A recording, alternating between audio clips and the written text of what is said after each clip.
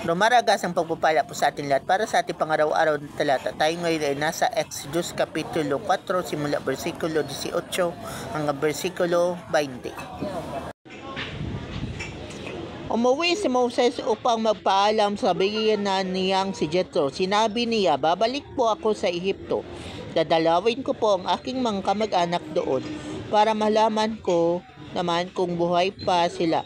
Pumayag naman si Jethro. Matapos magpaalam, sinabi sa kanya ni Yahweh, Moses, magbalik ka na sa Ehipto sapagkat wala na ang lahat ng mga taong ibig pumatay sa iyo. Kaya isinakay niya sa asno ang kanyang asawa at mga anak-anak lang sila patungong Ehipto. Dala niya ang kanyang tungkod.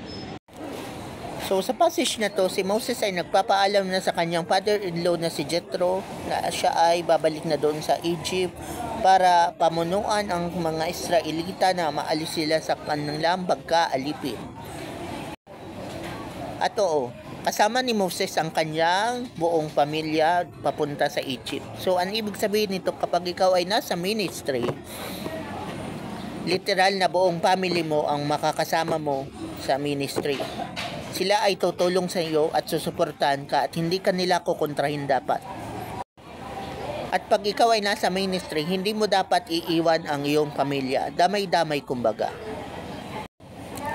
Pero pinalakas ng Diyos ang loob ni Moses dahil sabi nga ni Lord na patay na yung mga gustong pumatay kay Moses.